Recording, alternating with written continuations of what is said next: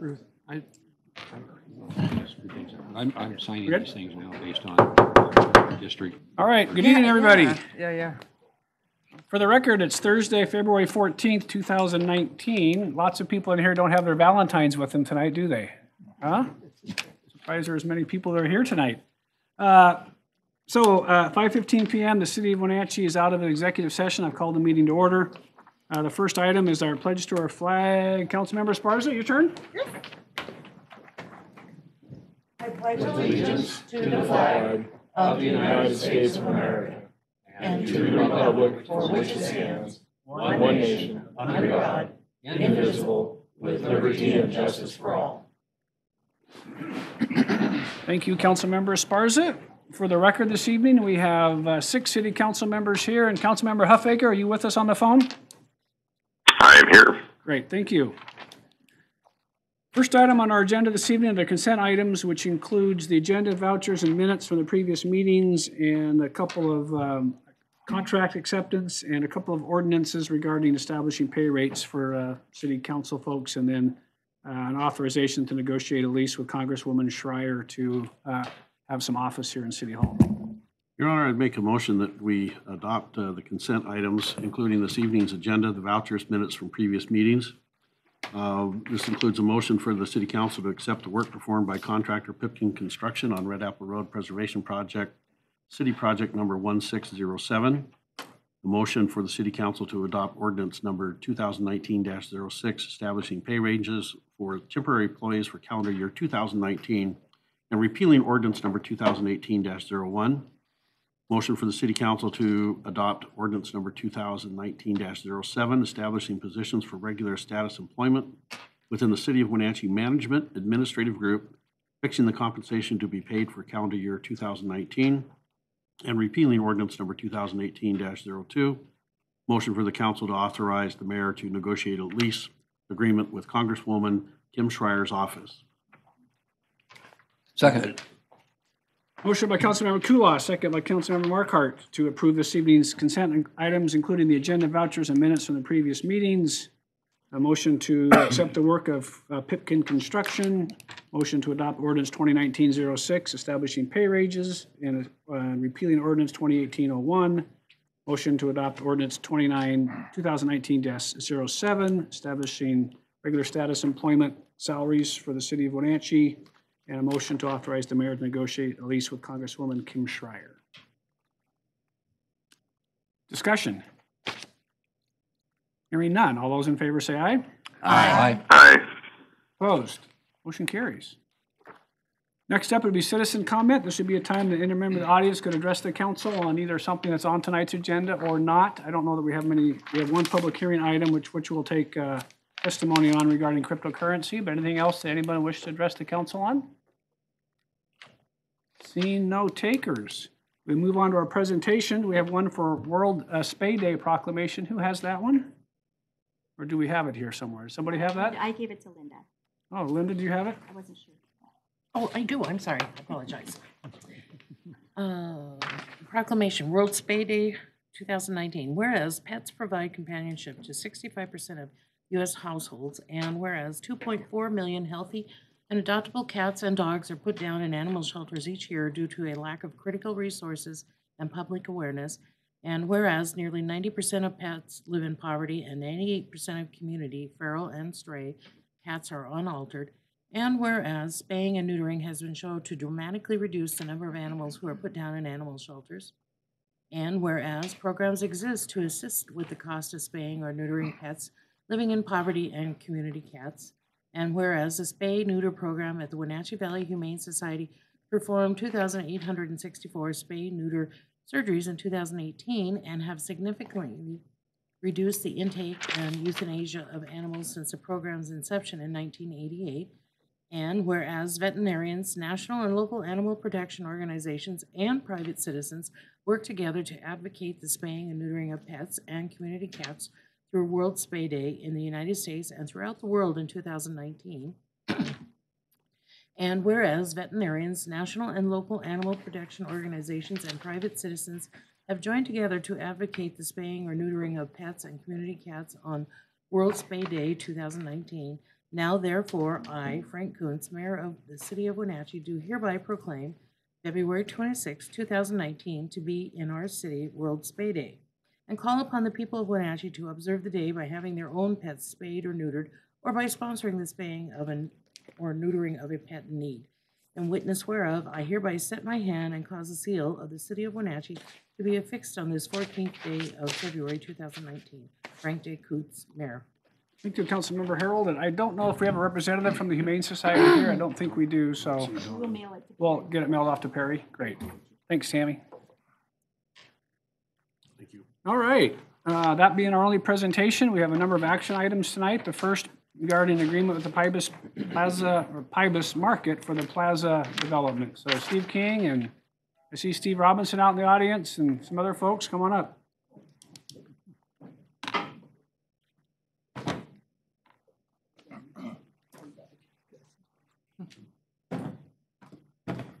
Tammy, could you pull the agenda packet, the picture up? Evening, Mayor and Council. Steve King, Economic Development Director. My left. Darren Klingensmith. Steve Robinson. Brad Brisbane. Mike Hatton. We're pleased to be here tonight as a group to present to you the what we're calling the Pybus Plaza Agreement. Just a little bit of background, and I'll let these guys tell you a little bit about what the vision is. Back when we started the Pybus redevelopment, there was a vision to create a plaza or a gateway to the waterfront via the old vacated Orondo Street. So as the Pybus Market developed and as we secured the local revitalization funds, which is the state rebate for the investment that we've been making in the waterfront, we identified the Pybus Plaza area as one of the projects, one of the key public projects. And several years ago, we actually started the project by building the stairs that lead down in the park that are there today. So we've been kind of holding off a little bit on getting this plaza built because we were looking at the properties around the south of Plaza. The city has since taken ownership of the land of where the Pybus Market is, and so we've gone through a number of iterations to get this agreement in a state where it can be presented to you for adoption. But fundamentally, the agreement really does a couple things. One, it designates that the Pybus Charitable Foundation will build the plaza. Two, it designates that the city, through our LRF funds, will contribute $240,000 to the plaza construction. And then three, it identifies who's going to maintain, and then there's some other nuances about parking and whatnot.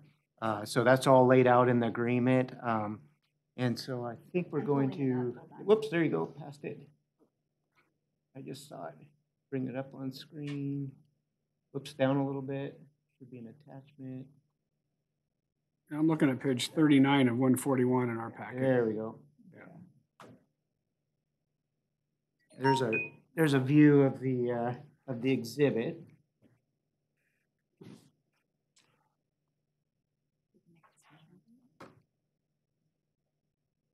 So Steve, do you want to talk a little bit about? Sure.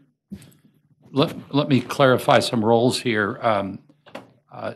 Daryl and Mike are two of our board of directors, and it's very likely Mike Walker will pop in here momentarily, a third board member, and then Brad Brisbane is our architect, both 6 and 7 years ago when we were working to build out Pybus, but also on the plaza work here.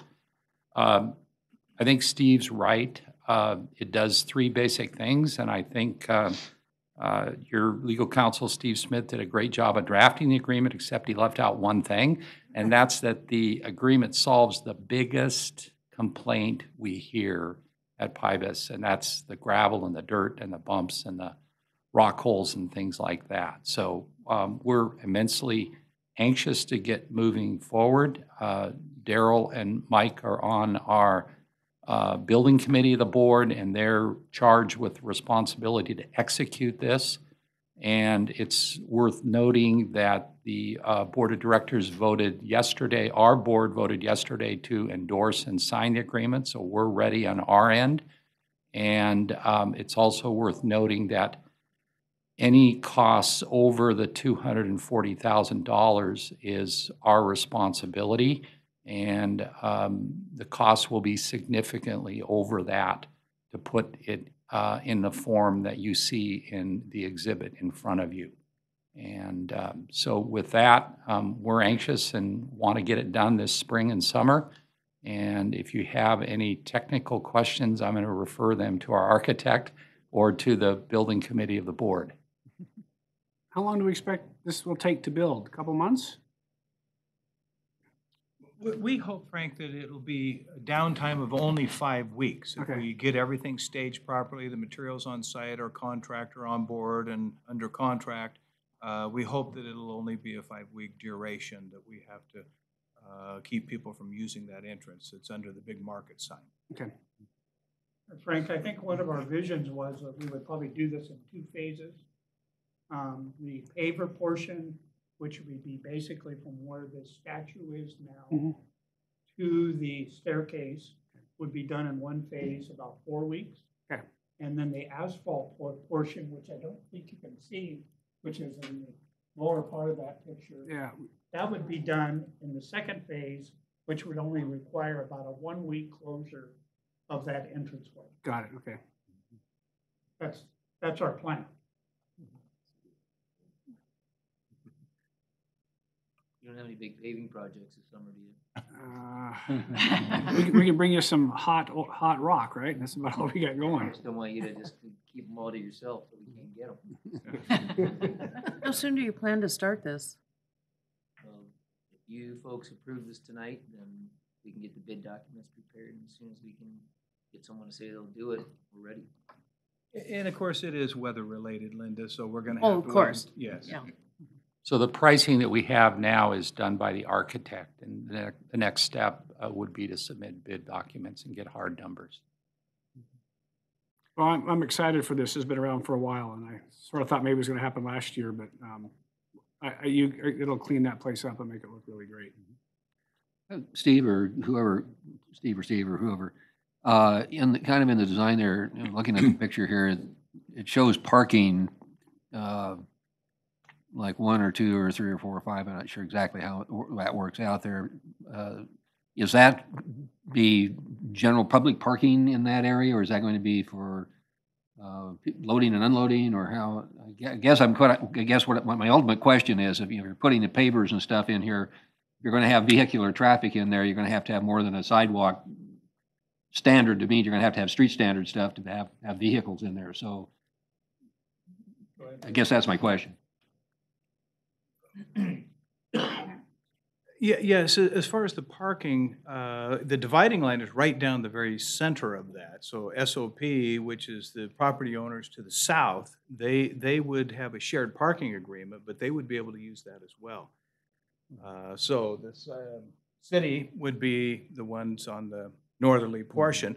And if your question, Jim, was about the durability and so on, Yeah. we expect to excavate down 20 inches and put in 2 grades of ballast, starting with a 2.5-inch ballast, and then a 3/4-inch ballast, and then a sand bed, and then the pavers on top of that. And the idea is that would be a water reservoir in that 20 inches. About 30% would be voids in that ballast, and so the stormwater would go right down there, and we wouldn't have to pipe it off. And in conjunction with the ballast, we would have a special geotextile, Imbatex, which has, it fosters microorganisms that would, if there's any heavy metals, petroleum products, anything like that that would come off of oil drippings, that it's dealt with before it gets down and could cause any pollution in the underlying soils and then leaching out into the river. So we're definitely want to do this very environmentally sound construction. Did that answer your question, Jim? Yeah. And the parking spaces that are there now are essentially carried over to. Carried over to that. Yeah, Okay. it's the same layout. It does not displace any current parking, including handicap parking. The only exception would be to a special event, and you can see that there are bulliards on the, what would be the west Yeah, I see end that. there. Yeah. That would permit us to close that space off for a community event or a special PIBUS event. But as a general rule, that would remain as it is now, just more serviceable. And those are retractable bollards, so a little trap door would come up, reach down, pull up the bollard, lock it into position. so you could have pedestrian activities out there, street fairs, whatever. So we see it as a multi-use area, both for vehicle traffic as well as great pedestrian space for community events. Good, thank you. You answered my question. All right, council, you have any other questions for the group? And I think in terms of our LRF funding, I think we're pushing it to the end. We'll get a little bit of help later on tonight from ecology, but I think we've got some commitments down there. So, but this has been in it for a long, long time, so I think we're prepared to do it. Your Honor, I move for City Council to authorize the mayor to sign an agreement regarding granting a pedestrian easement and design, construction use, and maintenance of the Pybus Plaza. Second. Motion by Councilmember Harold, second by Councilmember Poyer, to authorize the mayor to sign the agreement regarding granting a pedestrian easement and design, construction, use, and maintenance of the Pybus Plaza. Any further discussion? Just one question about the term pedestrian easement. Is that pedestrians only, or is it kind of implies non-motorized?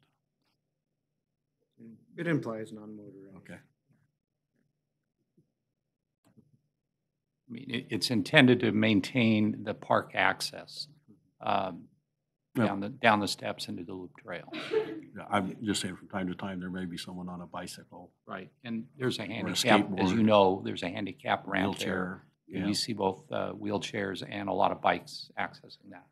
So 45 feet on either side of center line. So of the 90 feet total, we have 20 feet set aside just for pedestrian Yeah. easement that wouldn't be used for anything else. It couldn't be blocked up with the building or permanent structure of any kind. Yeah, I just don't want to be a stickler that if you're not walking on your 2 feet, you don't qualify to use that easement. That's all. All right, any other questions or comments? Hearing none. All those in favor say aye. Aye. Aye. Opposed? Motion carries. Thank you. Thanks, gentlemen. Thank you. You bet. All right. Mr. Parsons and Glenn and who else is coming up? Help us with our annexation regarding the Clennon property. And you sent us some new papers we got today. Yes. Vic? Yeah, I think we have a presentation. Oh, Yes. I have.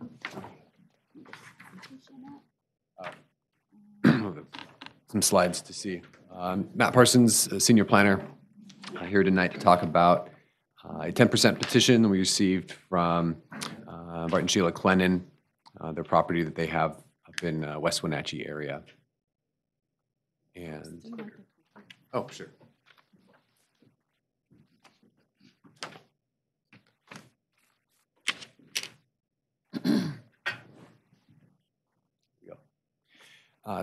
So before we kind of get into it, I want to just provide a little bit of, I know this council hears about annexations periodically, but provide a little background on the method and just get this out. So for the purpose of discussion, I kind of understand the standards, the laws in place, and how annexations go through.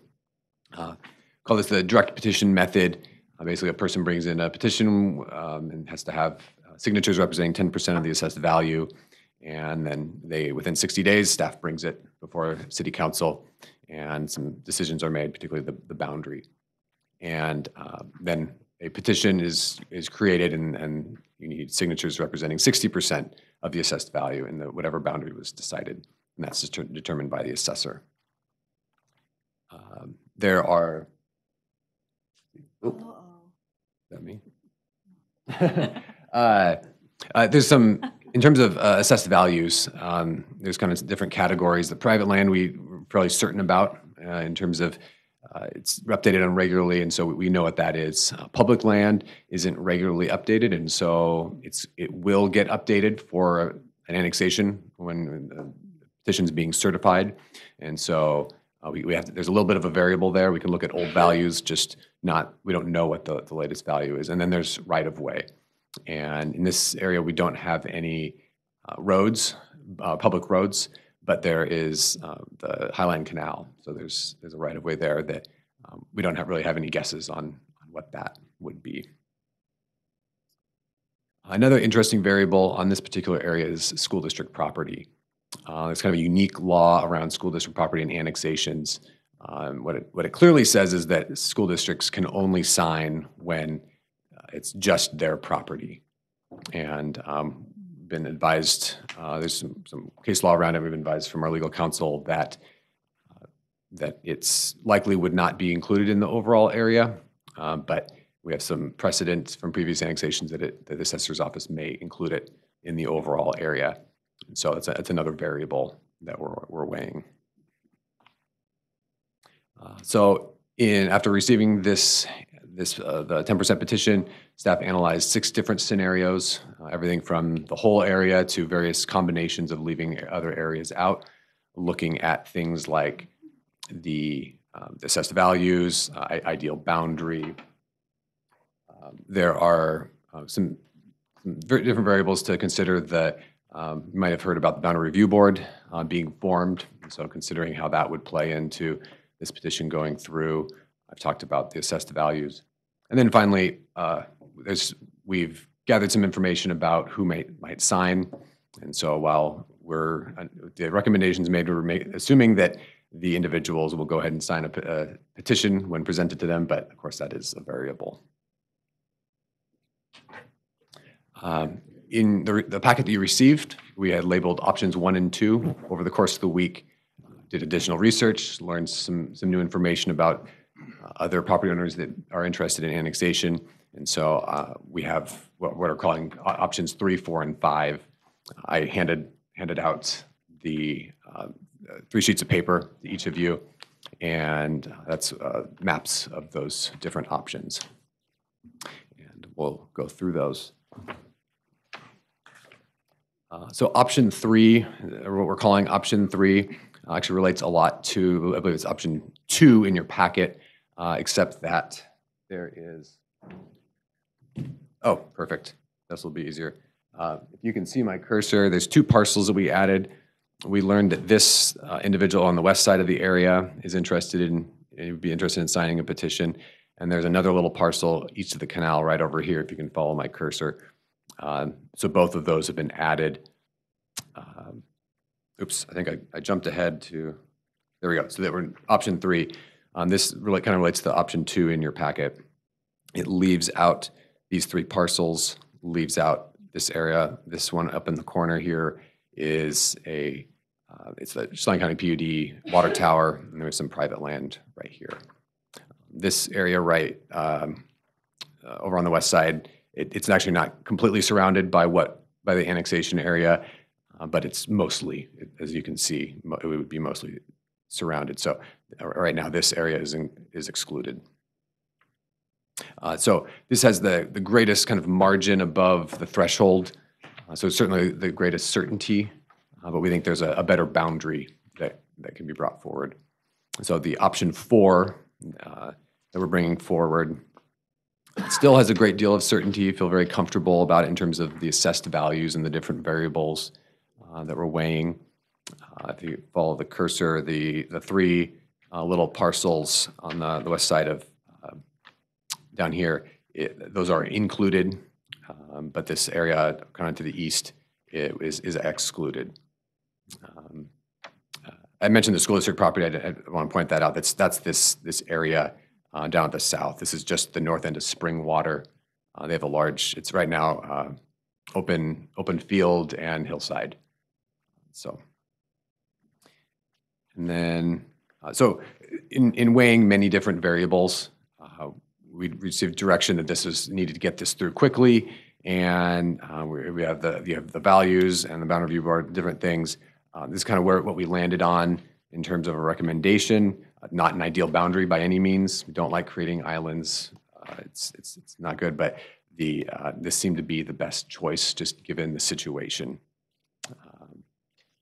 So option 5 is what we consider the ideal boundary. It creates no islands. It gets the whole area out to the urban growth area. If the school district property, this one down the big area at the south, is not counted in the overall area, according to my calculations, this would, and all the people that have said they'd sign, likely would pass. So this is not an impossible option. It's sort of how you kind of weigh the variables. So One, go ahead. Okay, the challenge here is with the interpretation on the school district. While the city believes that the school district would not carry a value, and with, as Matt's saying, there are a number of signatures that could help, that could get tied up, for example, in a court proceeding for a very long, lengthy time period. And the other variable in here is, as noted, there's the PUD water tower, which in 2015 was about a $1.29 million value, which is why you see it in the previous options being excluded, and the areas below it excluded. It's just a huge, significant value. Yeah. So I wanted to make sure it's not impossible. It's kind of, again, how you weigh those options, weigh the different variables. So it certainly can't say this is a clear path to the finish line, but it's certainly want to bring it forward because it's the ideal boundary and it is possible. We go back to option 4, though. Mm-hmm. So this is staff's recommendation. Given the PUD water tower and that significant value, given the uncertainty on the school district on what the assessor's office would do with that, staff believes that this would be the most, for the petition method, that this would be the best of all possibilities, weighing. And we've gone, as Matt spent a huge amount of time and after hours looking at the variables and the costs, as have a lot of staff.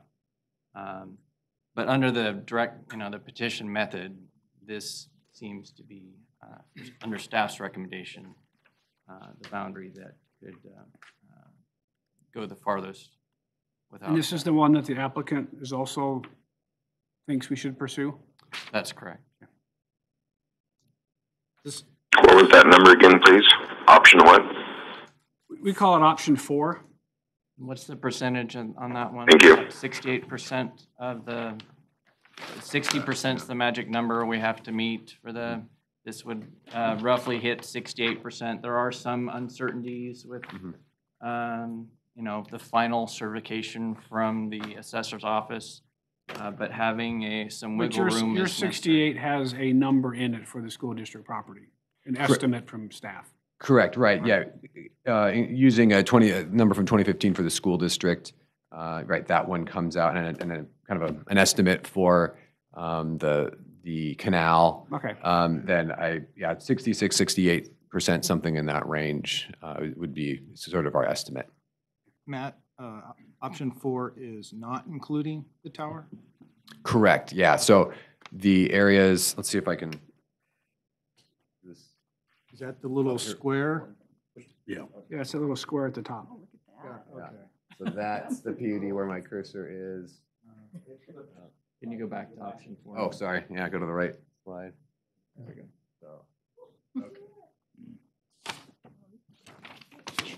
So that's PUD property. So we're creating an island over here. Yeah, this is the school district down here. Interestingly enough, this is all labeled an island already because of the boundaries are what, 80% contiguous. 80% contiguous within the city. So believe me, staff has tried really hard and wanted to do more, but with the variables out there and the uncertainties, this was, at least in staff's recommendation, to what we thought could be the most successful. And what's the parcel, the little one, the little tiny one? Oh. Right there? This one? Yeah. That one it's another privately owned parcel. There's a water tower right here. Okay. That's outside the urban growth area. This one is a private. Got it. Okay. Yeah. And that would be not including that one in option 4 also? Correct. Yeah. Thank you. And it's amazing, just by adding 1 or 2 parcels really changes the numbers. It's a significant change, and just wanting that wiggle room because we're uncertain what the certification process from the assessor's office will bring. So having that buffer is necessary. And then we'll see this again in another month or so? Yeah, so I was just about to go over what, I often present this as there's 3 times that annexation comes to this council. So this is step 1 of 3. And basically, in state law, there's three things that are being decided. Really just the boundary, but I'll just cover them just so everyone's clear. Basically, the boundary, the zoning, and the assumption of indebtedness. Zoning is the same inside and outside, or anywhere in the urban growth area. The zoning has been decided, so we're not deciding zoning, but that's in a different jurisdiction that might be decided. Assumption of indebtedness, typically when we annex, the annexation area assumes the indebtedness. I think the motion that's put forward in the packet includes the assumption of indebtedness, but that's something that could be talked about. So basically, accepting, geographic modifying, or rejecting the boundary. Basically, all three are geographic modifications. And basically, these things you decide will be put on a petition for people to sign. And then later on, that's that 3 of 3. That's when the final decision's made and it is brought into the city. So that's the long answer to yes. So you'll see it in a few months. All right, council, any questions? I guess staff is recommending option number 4. I think after a long deliberation over the last couple of days. So if you have any questions, that's great. If not, I would entertain a motion. Well, Your Honor, I'd like to just, for the record, this is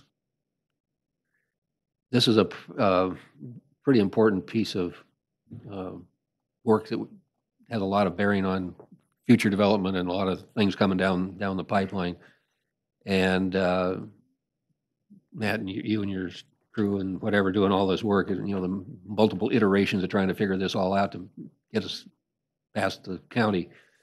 The only thing that I guess I really have a problem with is, I will support this and we'll vote for it, but I really have a problem with carving this out where we get these little tiny pieces of islands in there. I mean, we struggled with this. We've been working hard to try and get these dang things eliminated in the city, and now we go and create one or 2 or 3, is depending on how that all transcribes. So we're going to have more than we started with, and I guess that's a kind of a heartburn for me. I just don't like it, but I think this is something we're going to have to bite the bullet on this one, I guess. But it really is to me, we lose something by doing that. We're not gaining in a sense on it. So that's my piece. I would say in hindsight, it would have been nice to have done this like 2 or 3 years ago, so you had the time for Steve to litigate the issues regarding the school district, so there was some certainty, and then you could have grabbed the whole thing. But as things do, people tend to procrastinate, and all of a sudden there's some development interest, and we're sort of having to deal with it. And I sort of agree with you. It would have been nice to sort of make it get there, and there's a chance, quite frankly, that the other method of making this happen is some sort of vote of the people, and there's a chance that the applicant may work with us and try to do it a different way, which I think would be preferable. But right now, that's sort of the best that we have. Yeah.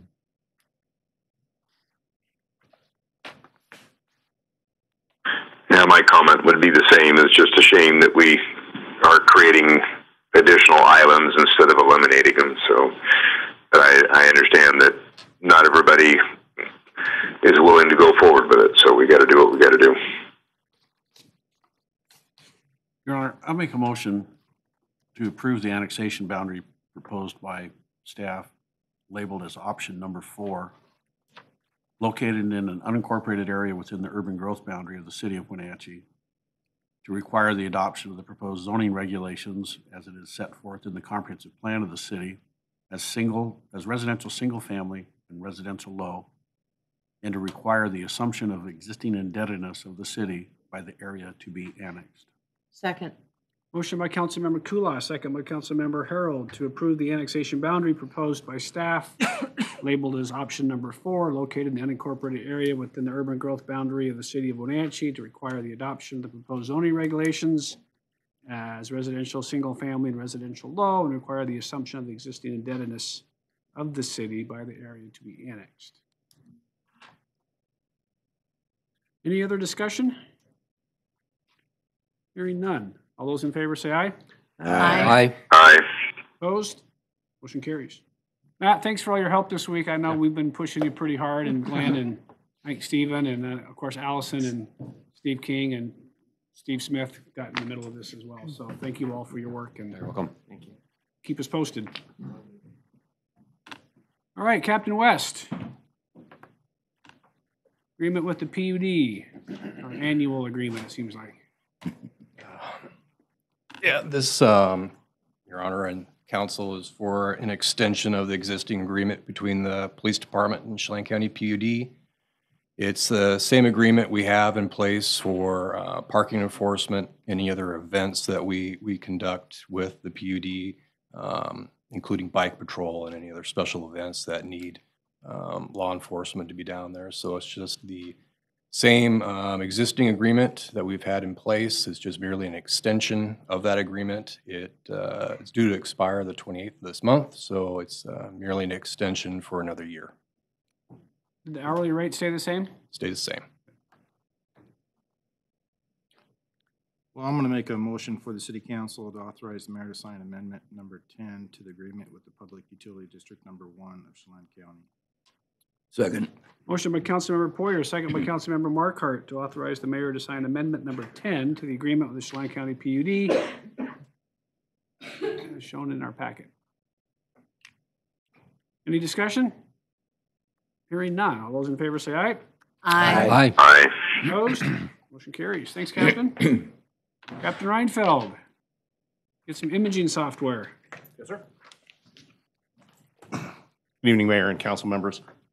Come before you tonight with the request to authorize the mayor to sign a contract for the on-base imaging software that was brought before the Finance Committee earlier today. The agreement's actually signed with a company called Highland Software Incorporated. It's the provider of the software to be managed locally through Kelly Imaging Service to replace our existing and unsupported and potentially anytime defunct current documenting and imaging software that expired in 2017. Budget for this?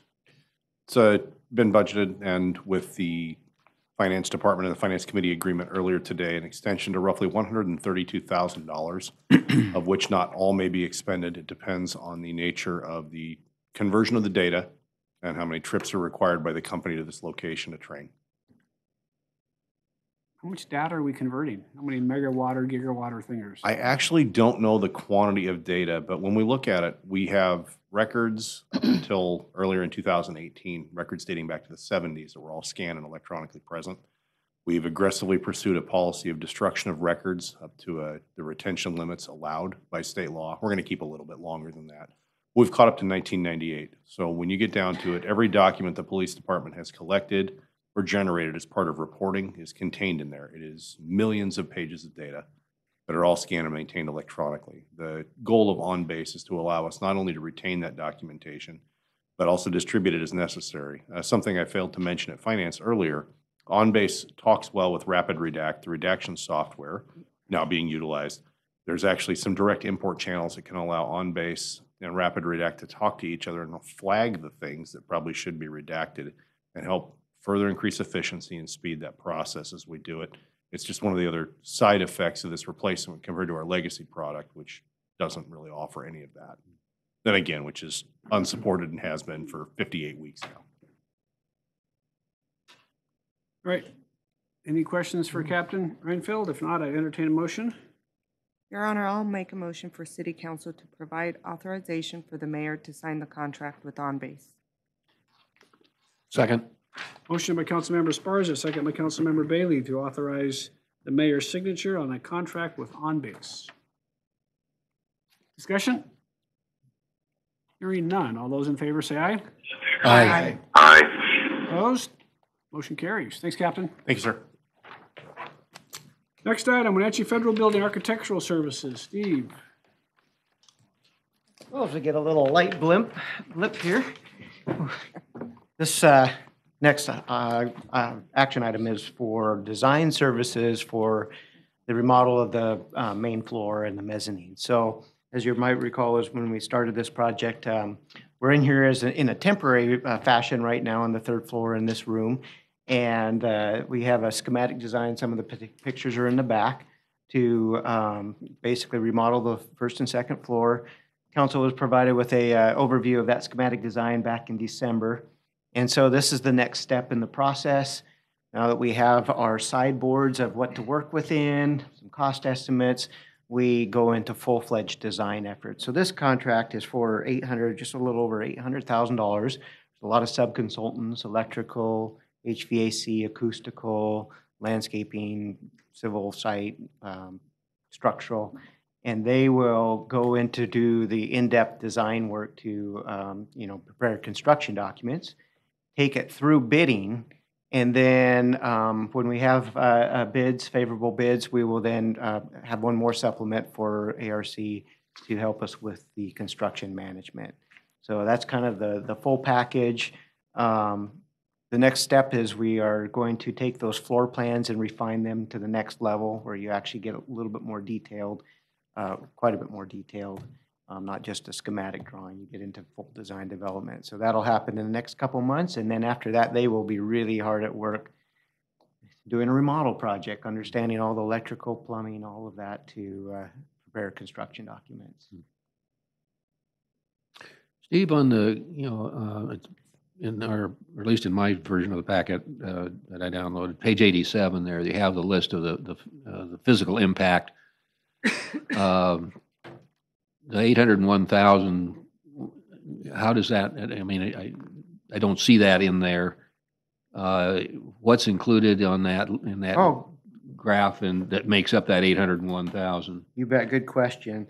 What's included in there, so you skip down to the second grouping, the design development, 730,000, and the parking design. Okay. 144, so that's within that. Actually, the 144 includes a little bit of construction engineering too, so we're right on target with budget, 730 plus about, I think the design or civil site is about $100,000. We're actually a little bit better than this budget in terms of total cost. And then you'll see down below, there's construction, $200,000 in construction. That'll be bigger. That'll be probably close to 500,000, depending, and this is something that we will work out internally of how much of our staff helps or how much of it's consulted. So we just don't know that at this time, working with Aaron and Alyssa to figure out the best construction management strategy. That's why we'll supplement that in the second phase. Yeah. Okay. Yeah. So basically that's 730 plus the parking, some of that parking. Yep. We're within that, yeah. Makes that 801. Okay. Yeah. So the way you have it divided up is by phases? Okay. Yeah. And I guess, so, like 30,000 foot level. If this was ever the time to say you don't want to do it, this is the time, because I think once we start, we're going. We passed that. I think, yeah, I think so too. Yeah, I think we've passed it. Yeah, that was about 2 years ago, Your Honor. That was when we wrote a $3.6 million check? Yeah. Yeah, the train is rolling. No, Your Honor, I'd make a motion for the city council to authorize the mayor to negotiate and enter into a contract with ARC Architects for design through bidding services. Second. Motion by Councilmember Kulas, second by Councilmember Markart to authorize the mayor to negotiate and enter to the contract with ARC Architects for design through bidding services. Discussion. Hearing none. All those in favor say aye. Aye. Aye. Opposed? Motion carries. Thank you. Thanks, Steve. Congratulations. Get this thing going. All right. Brad, a little revised contract for housing our inmates. Good evening, Mayor, Council. Back in November, the county, Chelan County, sent a letter to us regarding a $25 booking fee that they wanted to add each time we booked an inmate at the jail.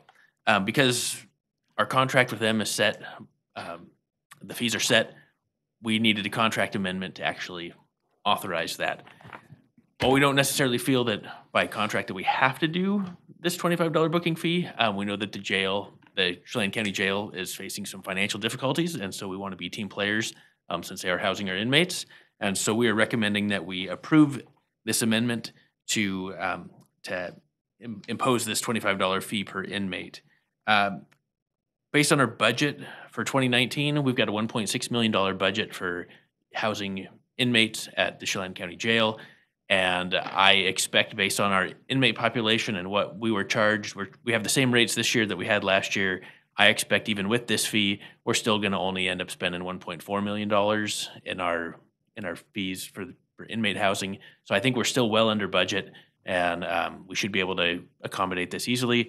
We were told that Chelan County is planning to increase our daily rates, which our current daily rate is $96 per day, that they are expected to raise those significantly next year, and we will start negotiating with them hopefully this spring or summer for that.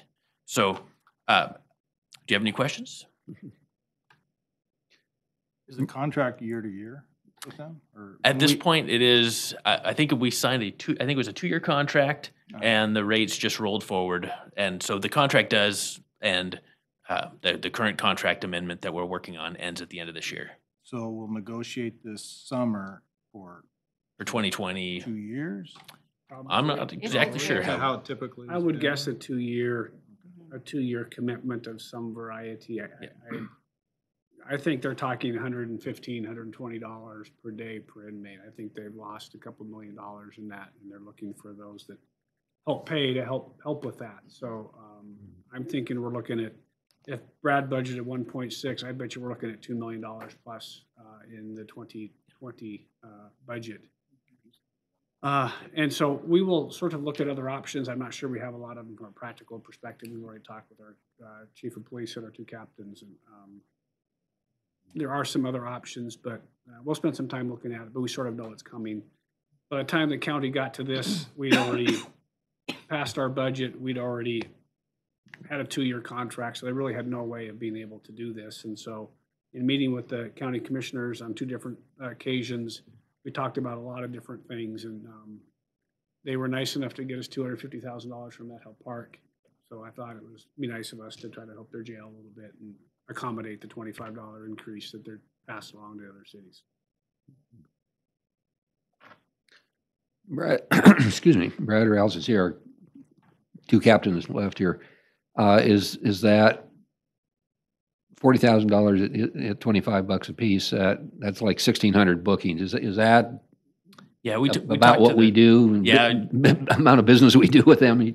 Yeah, I talked to the jail staff, and they quickly ran numbers on how many inmates that they ran it on how many inmates we had released during this year, because that's the information they readily had. And yeah, it was right around I think it was around 1,500, 1,600. Mm-hmm. So the numbers they gave me were actually looking like the fee may only be $32,000 a year. Mm-hmm. So I 40,000 I think will easily, even if we have a slight pickup in bookings, it'll still easily cover what we've got. Okay.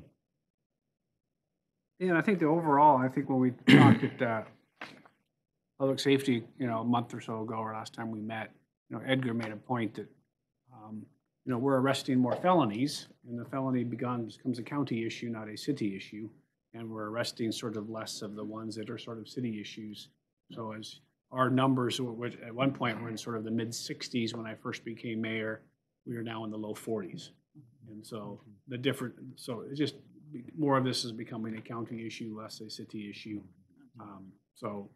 Our expenses have gone down. They're going to go up again as we look at the next time. But it's been an interesting sort of up and down, and I think we've sort of settled in a spot they're trying to arrest the bad people and work with the others. So, and that happens when you get charged per day, as opposed to we used to have a flat fee with them. Mm-hmm. And so we might have been a little bit more aggressive when we had a flat fee than we are now. So they're doing a great job, and again, trying to just be real careful about how we spend our money. So question, do the courts, when these people are convicted of whatever they're charged with, do the courts require them to pay any of that? Yes.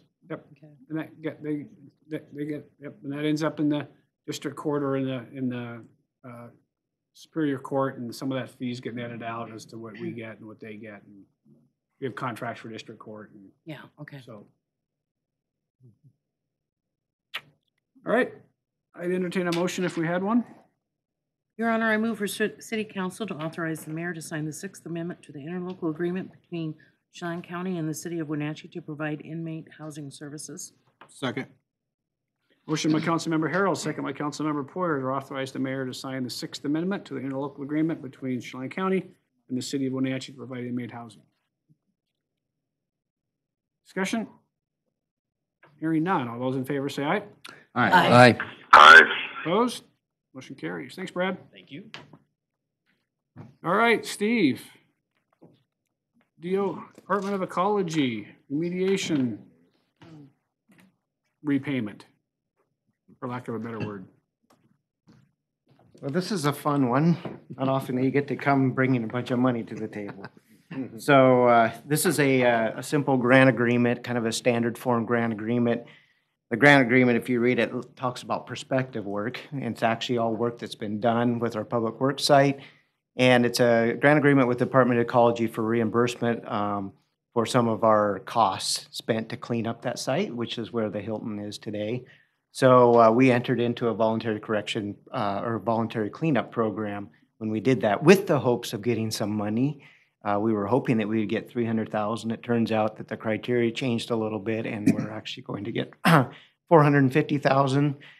Happened to be that some of the MACA funding was programmed in the state budget and we were recipients. So this grant agreement allows us to collect that reimbursement. And for the record, this will go back into the LRF funds? Correct. Because that's where it came from to spend it? Yes. Okay. Well, Your Honor, I would make a motion for the City Council to authorize the mayor to negotiate and sign a grant agreement with the Washington State Department of Ecology for cleanup for the Wenatchee former Public Works Yard project. Second. Motion by Councilmember Bailey, second by Councilmember Harold, to authorize the mayor to negotiate and sign a grant agreement with the Washington State Department of Ecology for cleanup of the Wenatchee former Public Works Yard. Discussion. Hearing none. All those in favor say aye. Aye. Opposed? Aye. Opposed? Motion carries. Thank you. Now I can quit asking you every month about where the money from ecology is coming. In 2 years, I've been asking about that. Keep asking, you might find more. Might find more? Mark says you might find more if you keep asking. All right, Historic Preservation Board member appointment. Glenn, you doing that, or Stephen? Who's doing that one? Okay. Good evening, Mr. Mayor, members of the council. The Historic Preservation Board currently has a vacancy, and we received an application by Glenda Travis for that position. The Historic Board met with her at their last meeting on February 6th, interviewed her, and have recommended that you appoint her to the Historic Preservation Board. So included in your packet is Resolution 2019-08 that would appoint Glenda Travis to the Historic Preservation Board. All right. Very good. Any questions for Stephen? If not, I entertain a motion. Your Honor, I move for City Council to approve Resolution number 2019-08, designating a voting representative, and that being Glenda Travis, to the Historic Preservation Board for a term ending December 31st, 2021. Second. Motion by Councilmember Harold, second by Councilmember Esparza, to approve Resolution 2019-08, designating a voting representative, that being Glenda Travis, to the Historic Preservation Board for a term ending December 31st, 2021. Discussion? Hearing none. All those in favor say aye. Aye. Aye. Opposed? Motion carries. Thank you. Thanks, Stephen. Convention Center restroom upgrade. Your Honor, I will recuse myself on this next item. You don't want restrooms at the convention center? All right, for the record noted that Councilmember Harold has recused herself. Hi, Elise, how are you? Good evening. I'm fine. How are you? Good. I am not Erin. Erin had to step out. Alyssa Webb in place for Erin. It's time for the convention center restrooms to be remodeled. This project was started in 2016. The purpose is to update the bathrooms with new walls, flooring, countertops, sinks, partitions. It went out for bid in 2017, and they had one bidder. I wasn't there, so I didn't know. We went back out for bid in January, hoping for a better climate. We evaluated the scope of work, remodified, focusing on the lower level bathrooms, and had 8 bidders. The lowest bidder was for $121,520 as a base bid. We are recommending that we perform alternates 2 and 3 for a total contract amount of $137,800. 90, which is different than what is in your packet. We've had some discussions with the convention center this week. But it came back quite a bit lower than originally. Correct. We're focusing on the lower level bathrooms under this bid. We're going to do the others in-house. So what was that amount again? 137, 500, or 980, 90, 890. 137,890. Correct. Thank you. As opposed to the 202,180. Is that That's the- correct. Okay. I'm a little confused there on the chart that has the bid Correct. sheet Yes. on here. There's some columns that under coding specialty there it shows that there's some parenthesis numbers which They would be a deduct if we accepted that alternate. okay, so you take those out. Yes, of the base bid. Okay, so then who would do that? Would that be have to go out for a separate bid on those? It means that their original base bid included enough money, and it would be a deduct to us, the city, to perform that scope of work. I see. Okay. And then is that same case true on associated construction there, where the There would be concrete floor finish is blank? I mean, they didn't even include that in their bid. They did include it. It means there's a zero change to the contract price. Okay. If we chose that option. What was that? And then the other thing was, I guess I sort of, when I look at bid sheet or bid groupings like this, it's kind of what, highs and lows and Mhm. kind of what the average is and whatever. Definitely. And this one is, I think this is probably the whitest one I've run across in a long It's time. a big stretch. The first column, which is the total partitions and urinal screens and all that kind of stuff, I mean, is way higher than everybody else. Correct. And then you get down there and everybody else is on the flooring thing, everybody else is in 5, 6, something like that. And they're at 1,500. What are they going to do this with a So we have chosen not to. can and a paintbrush, or, I mean, why such an incredible The base discrepancy here? bid includes for that option is a tile floor. The alternate was to put in a concrete floor. We'd have to float in a new concrete system. The cost for that was an additional $1,500 to do the concrete floor over the tile floor, but we have elected to choose the tile flooring. Oh, floor, okay. Okay. I mean, to me, it's a really kind of confusing. I think with all the different So- options and people were saying, hey, if you want this, then it's going to cost you Yes. this much. If you don't, and if you want something different. And so they got to sort of analyze each of these and sort of. They're also trying to play a game when they are deciding which is how are we going to interpret it? What are we going to go with? But overall, when everything's all said and done, all those things get done, and we get it done for 137,800. That's Is the bottom hope. line. That's the hope. Okay, that's the hope, or is that that makes me a little nervous. No, that is what the contract we're recommending. Okay. Occasionally there's change orders if they find something, but yeah. Yeah. It is a remodel. Yeah. I've done a lot of that, and I understand them. Yeah. In fact, Jim can come down and help lay tile. Excellent. No. No. All right, any other questions for Elise? If not, I would entertain a motion.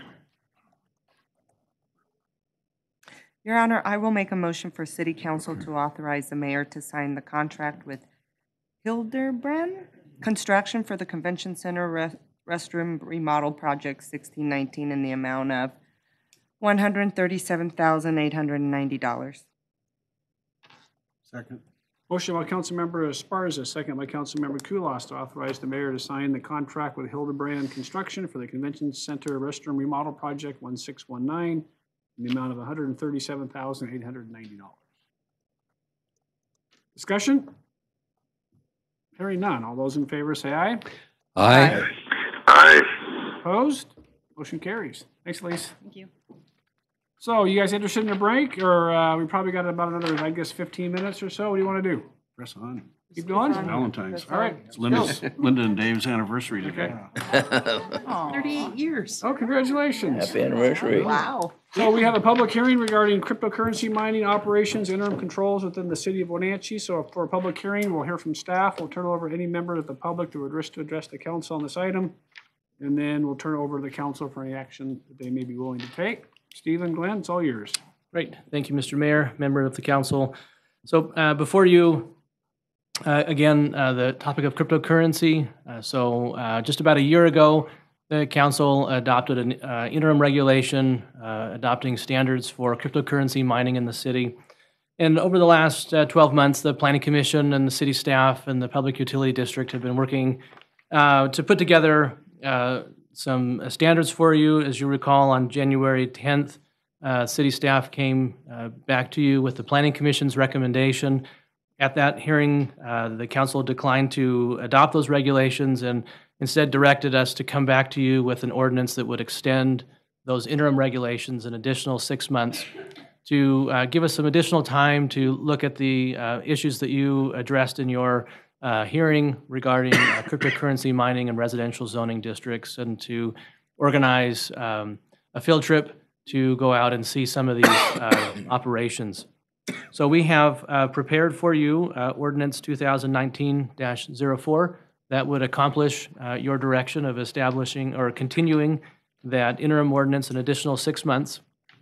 And we are working with the Public Utility District to identify and set up an opportunity for you to go see and visit some of these cryptocurrency mining operations that are in current operation. Happy to answer any questions that you have. So by doing this, the interim controls remain in effect for 6 more months. That's correct. So with that, again, there's standards in place, so cryptocurrency wouldn't be allowed in cargo containers or other similar structures. Still would require the city to work cooperatively with the Public Utility District to identify the impacts of cryptocurrency mining as far as the electrical consumption and the impacts to their infrastructure. So that all stays in place, just continues forward for an additional 6 months. And as crafted in the current interim control, cryptocurrency is not allowed in the residential districts. That is correct. So this is just continuing what we have in place now. Correct. Okay. Any questions for staff? All right, I'll turn it over to any member of the audience that wish to address the council on this public hearing item. Seeing no takers, I will turn it over to the council for their action. Your Honor, I make a motion that we adopt ordinance number 2019-04, extending an interim official control relating to cryptocurrency mining operations in the city of Wenatchee to be effective February 23, 2019 for a period of 6 months. Second. Motion by Councilmember Kulas, second by Councilmember Bailey to adopt ordinance 2019-04, extending the interim official control related to cryptocurrency mining operations in the city of Wenatchee to be effective February 23rd, 2019 for a period of 6 months. Discussion? Hearing none. All those in favor say aye. Aye. Aye. Opposed? Motion carries. Mayor's report. I'll try to make this brief, sort of looking over the last couple of weeks. Obviously, the Public Works Committee's met a couple different times. Obviously, they're working on City Hall. I know there's a PUD strategic planning meeting as they're updating their strategic plan. A number of staff folks attended that as well. I know we've talked a bit more about North Wenatchee Avenue with the staff. I did a state of the city with the chamber on Wednesday morning with Commissioner Steinberg and Commissioner Overbay, and then Mayor Pro Tem Jerley. Yep. And so I did that on Wednesday morning, and then I think your staff, we just on both the annexation that we approved today, worked as hard as I've seen them working in a while, try to get that thing to the finish line. So a big team effort on that. Allison, anything to add from your perspective? It's just sent out the report, trying to get those out more regularly. So lots of work on putting together the grants, putting out requests for letters of support for infra, Obviously, legislative work. Lyle had conversations with our legislators and Bruce Beckett today. That went well. And meeting yesterday with Rivercom, they provided their facilities assessment, kind of a option of what it would mean to stay or what they would be looking for if they were going to move. So they're working through that process. And staff was there to observe that and comment to make sure that we're open and happy to accommodate them, but understand that there's a lot at play in terms of providing the 911 facility and services in the long haul. And then next week is a busy week with TEDx. We are part of the National Rec to Tech effort. This is a circling back of our Mayor's Maker initiative, and actually have Andrew Coy coming to town, and there's a workshop here next Thursday morning here in this room where we'll start talking about Makerspace, the Pinnacles group, the charter school is interested in could that be a part of what they do at the community center if they're able to make things work for that facility, and a lot of great community initiative heading there. So I'll mention the Finance Committee today. The Finance Committee did the approval on the hot chip that we talked about a month or so ago. The additional money to do the 46 lane miles based on what they had budgeted is another about $750,000. I think we talked about 600 or so.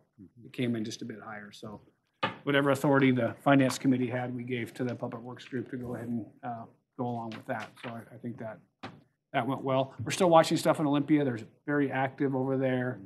We're trying to pay really close attention to what's going on and sort of waiting for when we're going to be needed over there to march. And I think, from this council's perspective, there were some emails back and forth.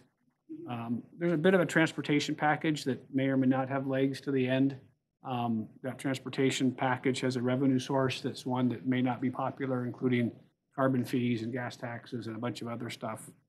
In the preliminary list of projects is the entire $169 million for all of the Confluence Parkway,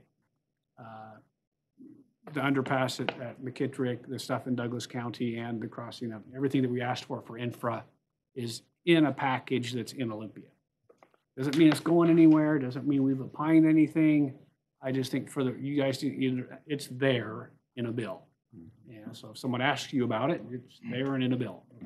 Whether we as a group eventually comment on our ultimate either reason to approve it or not, or ask our legislators which way to vote is a ways down the road. But I just thought you would want to know that it's actually sitting in a package. Council members, anything for the good of the order? Yesterday I spoke at the Eastmont Kiwanis regarding our sister city, Massawa, and we are also recruiting people to go to Massawa in August. And then we're also planning on hosting the delegates during Apple Blossom, and that's coming along just fine.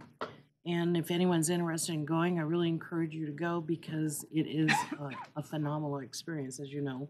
So I do think for this year, and Keith chime in, my understanding is that Keith and his wife are going. Yes. And I do believe that Chrissy and I are going. Yes, we've sent in our applications, and I think the only thing they need now is a deposit for myself. Okay. And then, so as the city sort of sends one, I think we sort of, as Keith is his wife are involved in the Appalarians. And then I think Chrissy and I are going to go, and if we go, we'll pay our own way. We're still sort of figuring out whether or not. Yeah. This is Mayor Lacey's last trip, and he's asked Chrissy and I to go, so we may be attending as well. Good for you. Good for you. And then we had our homeless steering committee last week, and Glenn and Sandra were there, and Sandra did a presentation. It was outstanding. We're working our way through the grant process over the next couple months.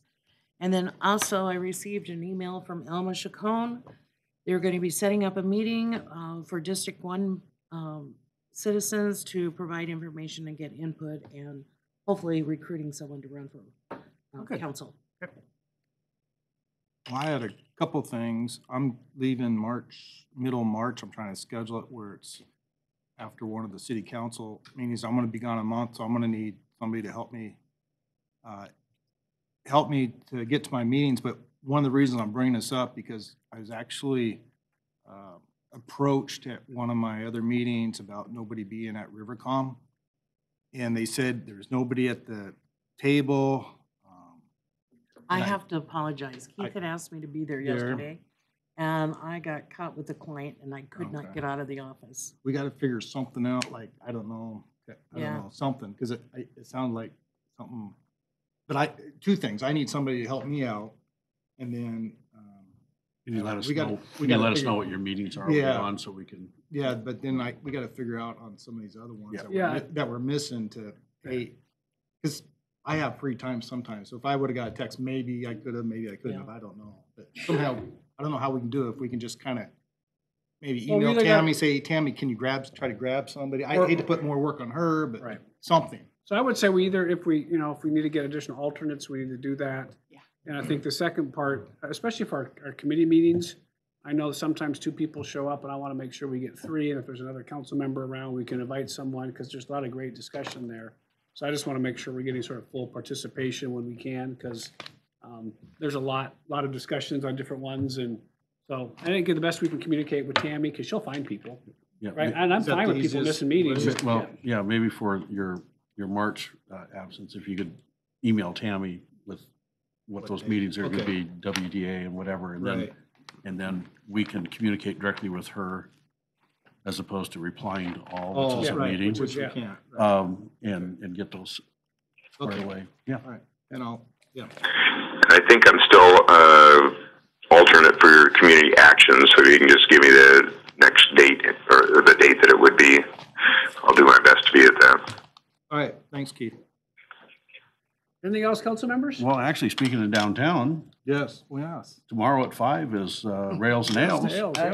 And there's snow this year. I'm guessing they're not going to have to bring it down in. And of course, we all take some of the center berms out. And in a month, maybe the snow will be gone, and we'll be able to celebrate St. Patrick's Day on Sunday, March 17th. Wow. And did we get the application for? Yes, and we should mention that for our new street closure process, we also have a application form that is a waiver form.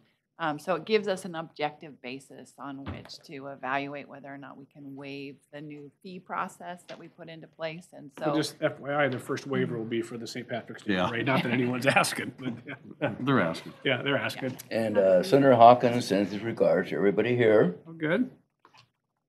He gets to Wenatchee a lot. I saw him last Saturday, so I don't know how many days they're in meetings and not. But seems to be around quite a bit. Had a nice meeting with him. Good. Should also mention that the Fifth Street PUD headquarters, I'm participating on that committee. They had the kickoff meeting with the consultants and establishing the scope of work for that process. And they'll be here at our next meeting, February 28th, just providing an overview of the process. All right. Anything else for the good of the order? All right. Happy Valentine's Day. We're